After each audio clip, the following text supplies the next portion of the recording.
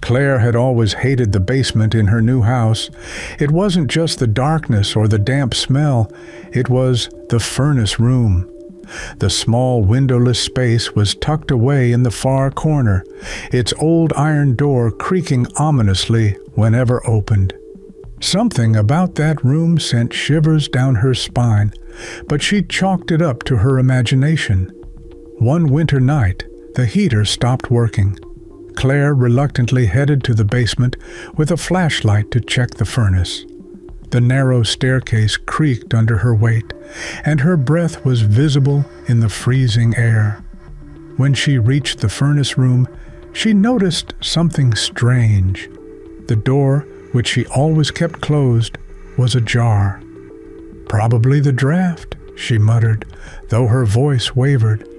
She stepped inside, shining the flashlight across the room.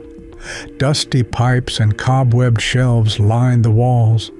As she crouched to inspect the furnace, her flashlight flickered. Then she heard it, a faint scraping sound, like fingernails against metal. Her heart raced as she spun around, the beam of her flashlight barely illuminating the room.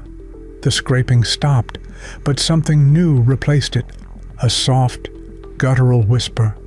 It was unintelligible, but it was definitely a voice.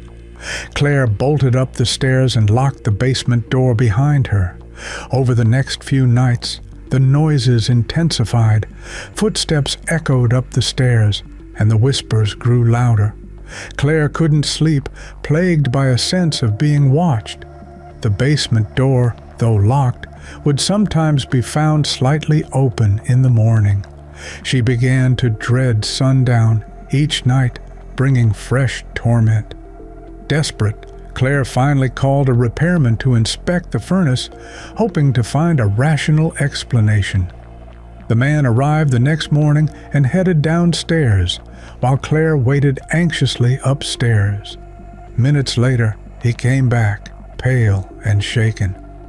"Someone's been living down there," he said. Claire's blood ran cold. The repairman explained he'd found a makeshift bed, empty food cans, and a pile of clothing stuffed behind the furnace. He also noted scratch marks on the walls, as if someone had been clawing at them. Claire called the police, who searched the basement thoroughly, but found no one. After the police left, Claire couldn't shake the feeling that whoever, or whatever, had been in her basement wasn't gone. The house was too quiet, the atmosphere too heavy. That night, she bolted her bedroom door, clutching a kitchen knife under the covers. The intruder was never caught. Claire sold the house a few months later, unwilling to live in a place where her safety had been so thoroughly violated. To this day, she refuses to enter a basement alone, haunted by the thought that the man in the furnace room might still be out there, lurking in the shadows of someone else's home. Jason had inherited his grandparents' house after their passing. The house was old, with creaky wooden floors and an unsettlingly dark basement. Jason didn't pay much attention to it until he decided to renovate the basement into a home office. Though it gave him an uneasy feeling, he chalked it up to childhood memories of being warned to stay out of the basement due to its rickety stairs and drafty air. One evening, armed with a tape measure and a flashlight, Jason headed down to measure the space.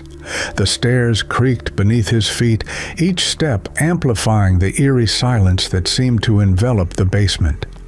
As he reached the bottom, his flashlight flickered, and he realized he'd forgotten to turn on the light switch upstairs. "Figures," he muttered, deciding to make do with the dim beam of his flashlight. As he paced the basement, Jason noticed the air shift. It was subtle at first, like a faint draft, but it quickly turned heavy and oppressive, almost as if the room itself were closing in on him. He turned to head back upstairs, uneasy but ready to leave the basement for another day. That's when he froze. The stairs were gone. In their place was a smooth, unbroken wall of stone, as though the staircase had never existed. Panic surged through Jason's chest. "What the hell?" he muttered, running his hands over the wall where the stairs should have been.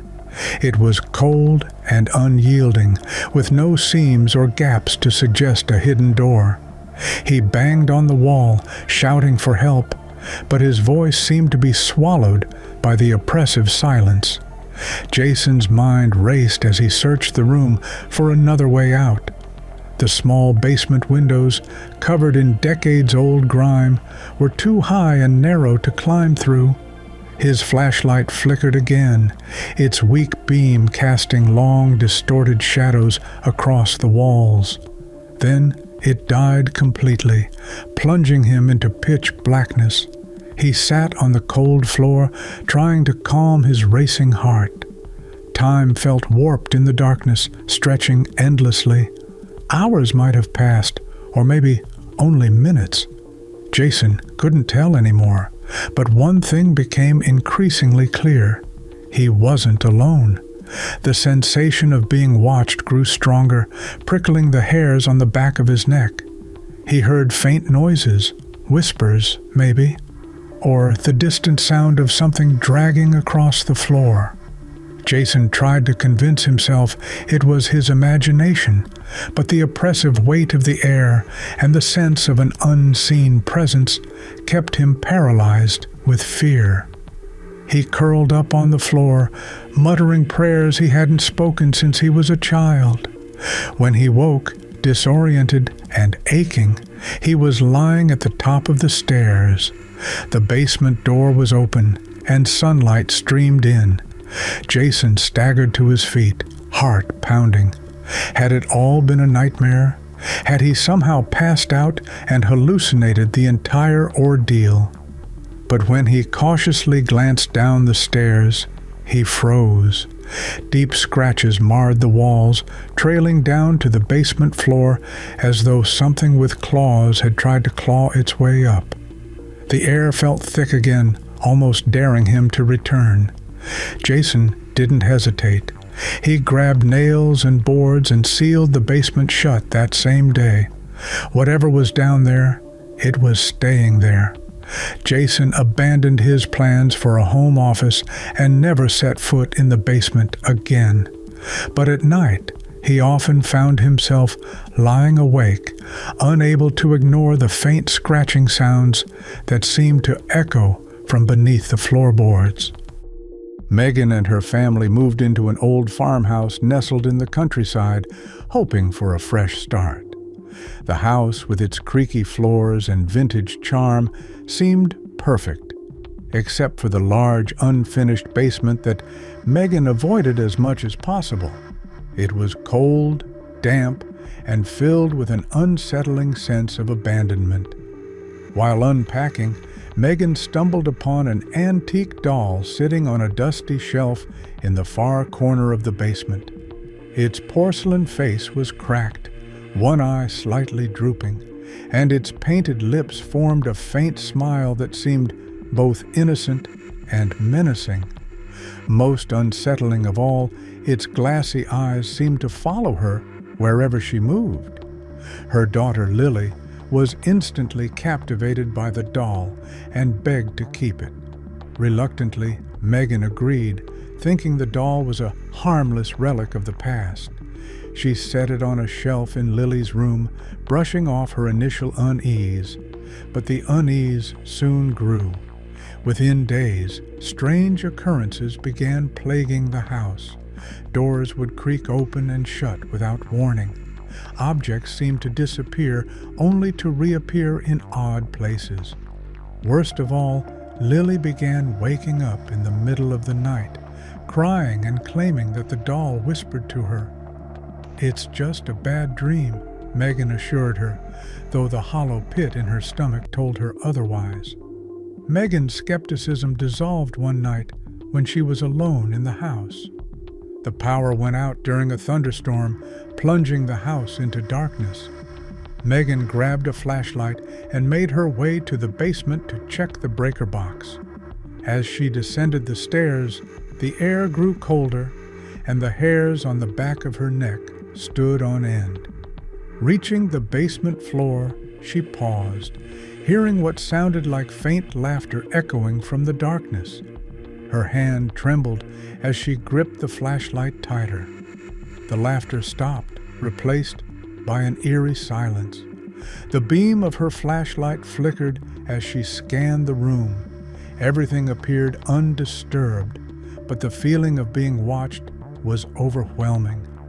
As she turned toward the breaker box, the doll suddenly fell off the shelf with a loud thud, landing upright on the cement floor as if placed there deliberately. Megan's scream pierced the silence, and she bolted up the stairs, leaving the breaker unfixed. From that night onward, the disturbances escalated. Doors slammed shut on their own, lights flickered, and cold spots appeared throughout the house. Megan often heard faint, unintelligible whispers coming from Lily's room, but every time she checked, she found nothing unusual except for the doll sitting on the shelf, its cracked face seemingly smirking at her. Lily's behavior also changed. The once cheerful girl became withdrawn and irritable, often sitting alone in her room, or worse, the basement. One evening, Megan found Lily sitting cross-legged in the basement, cradling the doll and whispering to it. The sight sent a chill down her spine. "Lily, who are you talking to?" Megan asked, her voice trembling. Lily turned slowly, her eyes vacant, and replied in a flat tone, "The lady in the doll." Terrified, Megan decided the doll had to go. She drove it to a landfill miles away, tossed it into a garbage heap, and watched as the bulldozers buried it under piles of trash. On the drive home, she felt a rare sense of relief, convinced she had rid her family of the sinister presence. But her relief was short-lived. The next